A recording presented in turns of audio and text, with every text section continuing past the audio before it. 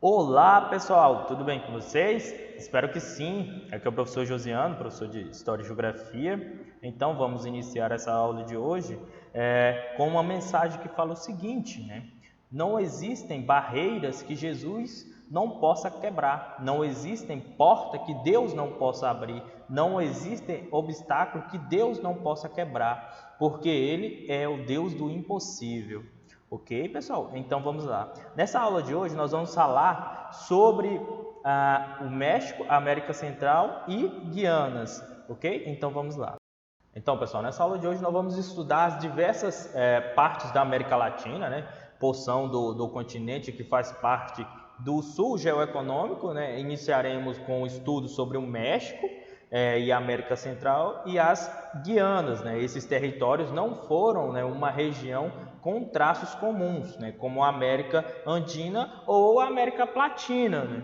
Porque o México tem suas peculiaridades, né? As Guianas, que mantêm poucas relações, né, com os países sul-americanos, né? E a América Central, né, que é formada por países de uma pequena dimensão territorial, né, e de fraca industrialização, né, que serão analisados com base, né, nas suas características próprias. Então vamos lá, vamos iniciar falando sobre o México.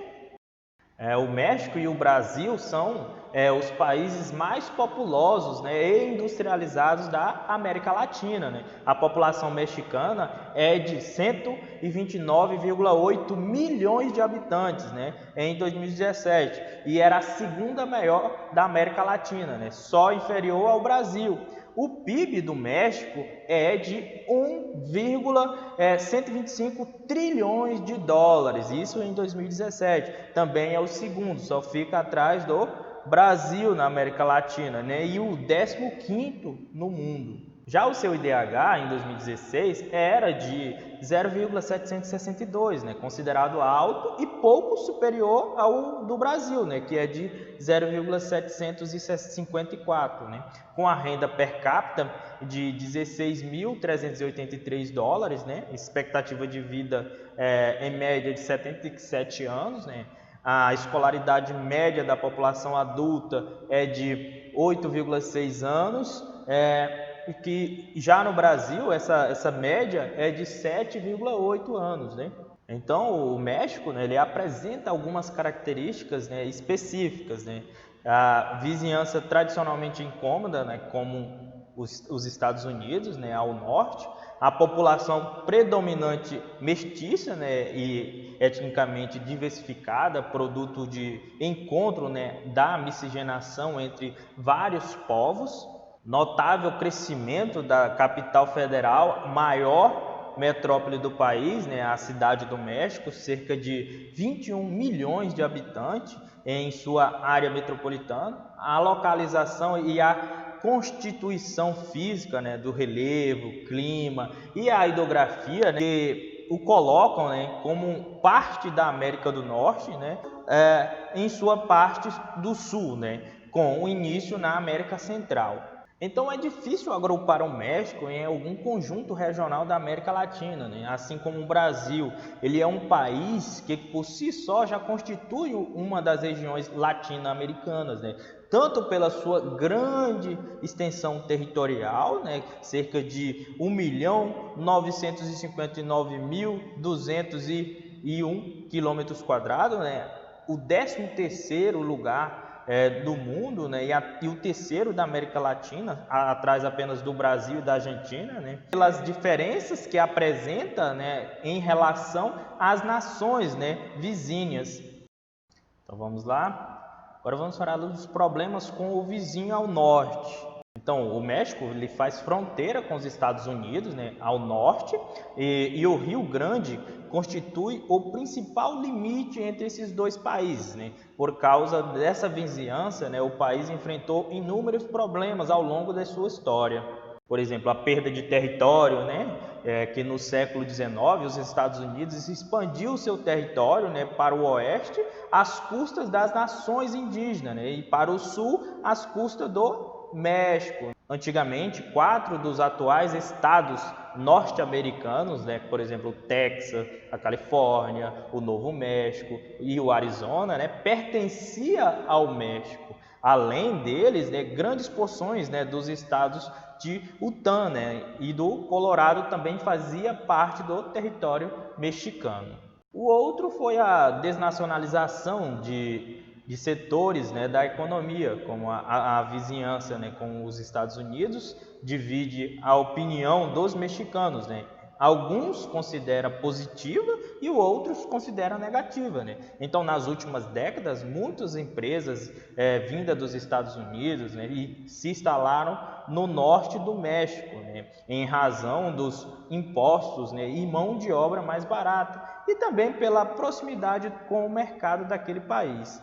O México passou por uma forte industrialização, graças principalmente à entrada de capital estrangeiro, né? Mas esses investimentos feitos pelos outros países, sobretudo pelo seu vizinho, então desnacionalizam, né, boa parte da economia mexicana, especialmente nos setores mais avançados. Outro fator foi a imigração, né? As plantações dos estados localizados ao sul dos Estados Unidos, né, utilizam intensamente os trabalhadores mexicanos, né, que cruzam ilegalmente as fronteiras entre os dois países, né, em busca de serviços temporários pelos quais ganham em dólar, moeda bem mais valorizada do que o peso mexicano. Outro fator foi o narcotráfico, né, que no início do século XXI, acordos entre autoridades mexicanas e estadunidenses, né, foram firmados, né, visando ao combate, né, do narcotráfico que se implantou no México. Então, vários cartéis disputam, né, o controle do comércio de drogas dentro e fora, né, do país, sobretudo para atender, né, aos consumidores dos Estados Unidos. Então, os cartéis mexicanos acabaram ultrapassando os colombianos, né, que dominavam o narcotráfico nos anos de 1980, né, devido à maior proximidade, né, com os Estados Unidos, né, o maior mercado consumidor, né, de narcóticos, né, e ao intenso, né, combate que o governo colombiano, né, auxiliados pelo governo estadunidense, né, exerceu sobre os cartéis localizados naquele país. Vamos lá, vamos falar sobre o turismo e a economia do México. De todos os países latino-americanos, né, o México é o que mais recebe turistas, né, todos os anos. Milhões de pessoas, principalmente estadunidenses, né, buscam os seus atrativos turísticos, né, que são 32 patrimônios, né, da humanidade, locais com ruínas, né, arqueológicas, né, cidades coloniais de belas praias, com cidade de resort, né, em Cancún. A cidade do México, né, que foi fundada em 1322, né, para ser sede do antigo Império Azteca, né, na cidade atual ainda se podem, né, encontrar especialmente praças, né, das três culturas, né, ruínas de edifícios, né, pré-colombianos, né, e astecas, né. Além de capital federal e maior metrópole, né, a cidade do México é também o grande centro industrial e cultural do país. Nela concentra-se maior parte das indústrias, né, e da vida cultural, das universidades, dos teatros, dos cinemas, das livrarias, dos museus, entre outros. A economia mexicana ela é diversificada, né, com várias atividades industriais, agrícolas e mineradoras, né? O petróleo desde a década de 1970, o principal produto de exportação e o país é um dos principais fornecedores, né, de combustíveis para os Estados Unidos. O México também produz e exporta automóveis, né, e peças automotivas, aviões e peças de avião, né, produtos elétricos e eletrônicos, né, algodão, açúcar, café, feijão, sorgo, frutas. É o maior produtor mundial, né, de prata, né, que é extraído do seu subsolo desde a época em que era colônia da Espanha. Até as primeiras décadas do século XX, né, era um típico país, né, exportador de bens primários, né, e importador de produtos manufaturados. Então, por volta de 1950, né, a industrialização mexicana se acelerou. Isso ocorreu em parte por causa dos investimentos estrangeiros, né, e com a instalação de empresas estadunidenses, né, voltadas, né, para a produção de automóveis, né, eletrodomésticos e aparelhos eletrônicos, né. Lá agora vamos falar sobre a América Central. A América Central, né, com exceção do norte das Bahamas, localiza-se na zona intertropical, né, ou seja, ao sul do Trópico de Câncer, né, que passa pelo México, e ao norte tem a linha do Equador, né, que atravessa o Brasil, a Colômbia e o Equador. Né. É banhada pelo Oceano Atlântico, né, a leste, e pelo Oceano Pacífico ao oeste, né, além do Mar do Caribe, ou Mar das Antilhas, né, que na verdade, né, é um pedaço do Oceano Atlântico nas proximidades da América Central. Nesse mar localiza-se várias ilhas, né? Algumas são países independentes, outras são territórios pertencentes a países europeus ou dos Estados Unidos, né? A América Central ela ocupa uma pequena porção, né, do continente americano. Cerca de 1,8% do total de todo o território do continente americano. Apesar disso, é na América Central que se encontra, né, o maior número de países e territórios do continente. Né? A América Central continental tem uma área um pouco mais de 500 mil quilômetros quadrados e uma população superior a 46 milhões de habitantes. Né? Então, são 6 estados independentes nessa região, que é Belize, Costa Rica, El Salvador, Guatemala, Honduras, Nicarágua e Panamá. Então, essas ilhas localizadas entre a América do Norte e a América do Sul formam a América Central Insular, cuja sua área é de mais ou menos 242 mil quilômetros quadrados e cuja sua população é superior a 40 milhões de habitantes, né? Contando com os estados independentes e os territórios que pertencem aos outros países, né? E de outras regiões. Não há nenhum país realmente industrializado em toda a América Central. São, em geral, economias com base, né, no turismo, nas atividades primárias, né, que exportam, né, açúcar, banana, café, cacau, tabaco, charutos, bebidas. Lá vamos falar do Canal do Panamá. Então, no final do século XIX, surgiu a ideia de construir um canal que possibilitasse a navegação entre os oceanos Atlântico e Pacífico, né, para encurtar as distâncias, né, no transporte marítimo. Né. Então, uma companhia francesa iniciou em 1881 a construção de um canal na parte mais estreita da América Central, né, e no norte da Colômbia, a região que hoje é o Panamá, mas, né, as dificuldades encontradas nos terrenos, né, e as doenças tropicais, né, contraídas pelos trabalhadores acabaram paralisando essa obra.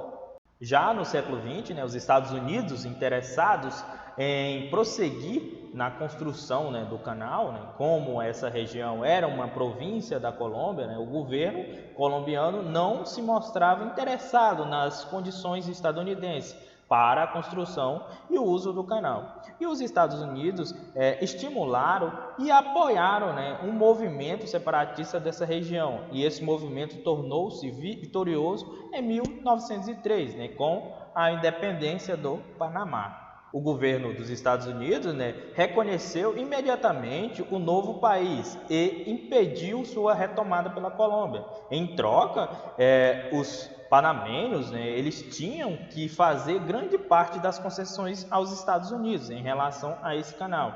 Então, os Estados Unidos, né, obteve essa concessão da zona do canal, mas, ao passar do tempo, os panamenhos perceberam que essa situação era insustentável, né? Além das vantagens econômicas que conseguiam, né, com o Canal do Panamá, os Estados Unidos também implantaram bases militares nessa área. Então a população panamenha ela ficou insatisfeita, né, com isso e reagiu intensamente contra esse controle estrangeiro, né, em seu território. E em 1964, né, 21 estudantes, né, do país morreram tentando hastear a bandeira do Panamá na zona do canal. Para não perder, né, a popularidade, os políticos panamenhos tiveram de assumir a reivindicação da população, né, e de ter o controle do canal. Então, com esse objetivo, entraram em negociação com os Estados Unidos, contando com o apoio internacional. Então vamos lá, vamos falar sobre Cuba, né? Cuba ocupa a maior ilha da América Central Insular, né, com 105.806 km², né, localizada a leste do Golfo do México, né, e ao sul da Flórida, nos Estados Unidos. A sua população estima-se em 11,4 milhões de habitantes em 2018. Cuba foi o único país, né, que na segunda metade do século XIX rompeu com a hegemonia dos Estados Unidos, né, na região, e constituiu um sistema socioeconômico diferente, né, baseado na propriedade estatal, né, e no planejamento centralizado da economia.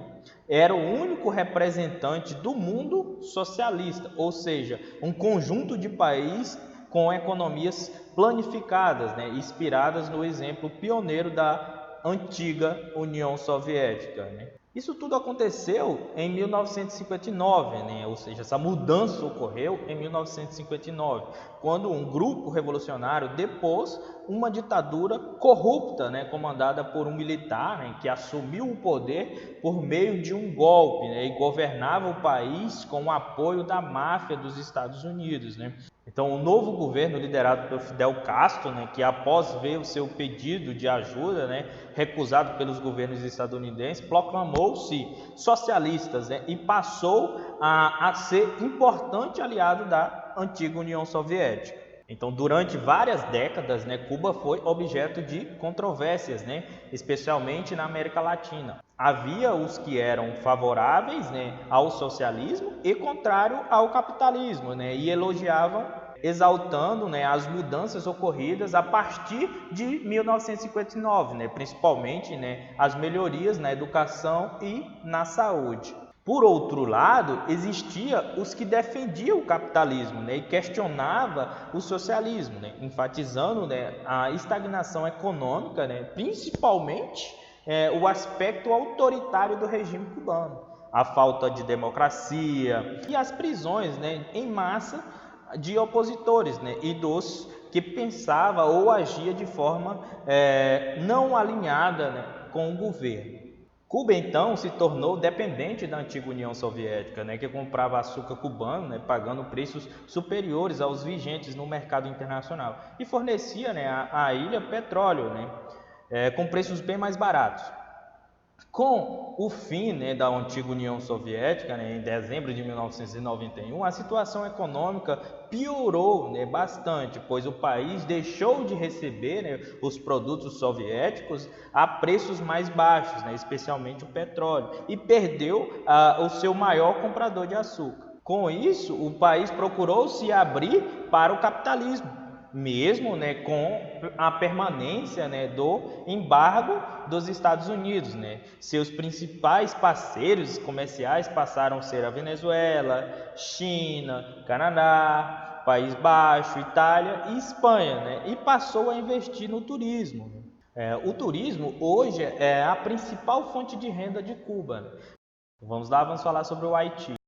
O Haiti possui uma extensão territorial, né, de 27.750 km², né, em cerca de 10,8 milhões de habitantes, e foi a primeira colônia da América Latina a se tornar um país independente em 1791, uma independência diferente das demais, né, dos países latino-americanos, onde as elites de origens europeias, né, lideraram o processo. No Haiti foram os africanos escravizados, né, que se revoltaram e se declararam independentes da França.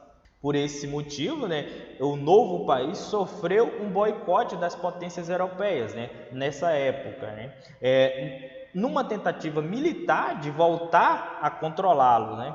A economia haitiana, né, que era baseada na monocultura, ou seja, da cana-de-açúcar, tabaco, algodão e depois o café, sofreu um boicote europeu, que antes comprava seus produtos. Então, durante o século XX, né, o país conviveu por muitas décadas, né, com um regime político ditatorial, né, de François Duvalier, conhecido como o Papa Doc. Né? Após a sua morte, em 1971, o regime continuou o mesmo, né? Até 1986, tendo como base, né, o controle autoritário da população, que era aterrorizada, né, por um grupo de agentes policiais. Né? Nesse cinema político, né, nem a educação e tampouco a economia se desenvolveram. Mas não foi apenas o autoritarismo, né, e a instabilidade política que atacava, né, o desenvolvimento do Haiti. Também ocorreram várias catástrofes naturais, né, com o relatório da ONU de 2016, né, afirma que o Haiti, nos últimos 20 anos, né, foi o país com maior número de vítimas, né, fatais devido às catástrofes naturais. Cerca de 230 mil nesse período. Até hoje, o país ainda não se recuperou totalmente, né, das enormes destruições causadas pelos terremotos, né, que ocorreram em janeiro de 2010. E em 2016, o país foi atingido por um furacão, né, que provocou várias mortes e muitos estragos.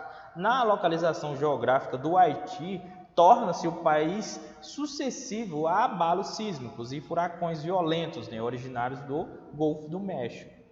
A situação crítica do Haiti levou a ONU a definir missões de estabilização, né, das Nações Unidas no Haiti, que teve como objetivo de garantir a paz e tranquilidade da população e evitar as frequentes distúrbios, né, e golpes que costumavam ocorrer nesse território. Durante todo o período, essa missão foi dirigida pelo Exército Brasileiro, a possibilidade, né, de se afirmar como potência regional da América Latina. Foi decisiva para que o Brasil se engajasse na missão, né, encarada, né, como um trampolim para eventual ingresso como membro permanente no Conselho de Segurança da ONU. Então vamos lá, vamos falar agora sobre a Guiana, o Suriname e a Guiana Francesa. Na porção norte, na faixa de terra mais baixas e próxima ao litoral, né, que se concentra cerca de 90% da população total das três Guianas. Né? Nessa região estão as principais cidades. Né? Para o sul, as terras são planálticas, né, com algumas grandes elevações, né, cerca entre 2.000 a 3.000 metros, né, na fronteira com o Brasil. E a vegetação densa, constituída pela floresta amazônica. Até a primeira metade do século XX, as chamadas Guianas eram 3 colônias permanentes a países europeus. Né? Países Baixos, né, o atual Suriname, o Reino Unido, a atual Guiana, e a França, né, que é a Guiana Francesa, que ainda há um departamento de ultramar, né, naquele país. Suas relações com os demais países sul-americanos sempre foram frágeis, né, quase inexistentes. Atualmente, a Guiana e o Suriname tentam timidamente estreitar relações comerciais com os demais países da América do Sul. A Guiana Francesa, nem tanto, né, pois considera-se parte da França, como a qual realiza a maior parte do seu comércio externo. Né? E a moeda que utiliza é o euro, ou seja, a moeda europeia. Além disso, a população desse território tem um padrão de vida bem melhor do que a média dos países da América do Sul. Mais de 50% da população da Guiana é constituída por descendentes de indianos, que para lá migravam, né, no século XIX, por causa da política britânica de incentivar a utilização da mão de obra barata na Ásia. Né? Antes disso, os britânicos já haviam levado africanos escravizados para a Guiana. Né? A escravidão foi abolida em 1834 e os afrodescendentes, né, constituem na atualidade cerca de 40% do total da população do país. Na economia da Guiana, nota-se a fragilidade na atividade industrial e predominam atividades extrativas minerais, como a bauxita, que é o grande produto, né, de exportação do país, e a produção de gêneros agrícolas, como a cana-de-açúcar, café e arroz. Com o declínio, né, nas exportações de bauxita nos últimos anos, né, a economia guineense vem passando por uma crise, né, que se agravou ainda mais, né, por causa dos empréstimos, né, que o governo fez em bancos internacionais. Com relação ao seu território, a Guiana vem enfrentando um grande problema, né, de que essa área foi tomada à força pelos britânicos no século XIX. Essa área, reivindicada pela Venezuela, constitui o território, né, de Essequibo, né, que compõe quase 2/3 da Guiana, né, de sua porção oriental. Já o Suriname, né, ele possui grandes reservas de bauxitas, né, uma das maiores do planeta. E esse minério é o mais importante produto de suas exportações. Além dele, né, o país exporta o ouro, o ferro, a platina, né, e o manganês, né. E os principais produtos agrícolas, né, são o arroz e as frutas tropicais, né. A população é formada com cerca de 35% de afrodescendentes, 35% de descendentes de indianos e 30%, né, de chineses, japoneses e descendentes de europeus, né, na sua minoria os indígenas, né. A Guiana Francesa tem uma economia cuja a base é a pesca, né, e a extração mineral. Ali ocorre grande migração ilegal, principalmente de brasileiros, né, haitianos e surinamenses, né, atraídos pela possibilidade de obter renda em euros, né, que é a moeda que vigora, né, no departamento francês. Nas últimas décadas, a economia foi estimulada pela atividade no Centro Espacial de Kourou, né, onde há uma base de lançamento de foguetes e satélites na Agência Espacial Europeia, né, a ENSA. Né. O aluguel dessa base de lançamento rende dividendos à administração local. E esse centro espacial, construído a partir de 1968, contribuiu muito para o desenvolvimento econômico da Guiana Francesa, né? Não só para gerar empregos, mas também para introduzir a tecnologia de ponta, né, e a informática nessa região. Cerca de 25% do PIB da Guiana Francesa vem do Centro Espacial de Kourou.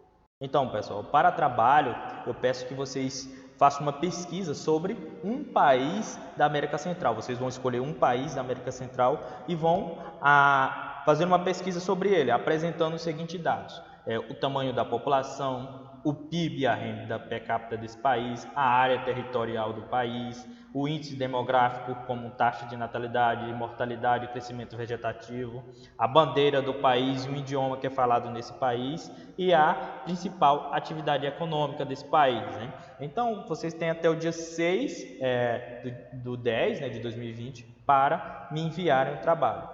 Ok, pessoal? Qualquer dúvida com relação ao trabalho ou com relação ao conteúdo, eu vou estar disponível durante o período da aula. Vocês podem me mandar mensagem, né, tanto lá no grupo do WhatsApp ou até mesmo no privado, que eu estarei respondendo vocês. Ok? Então, até a próxima aula.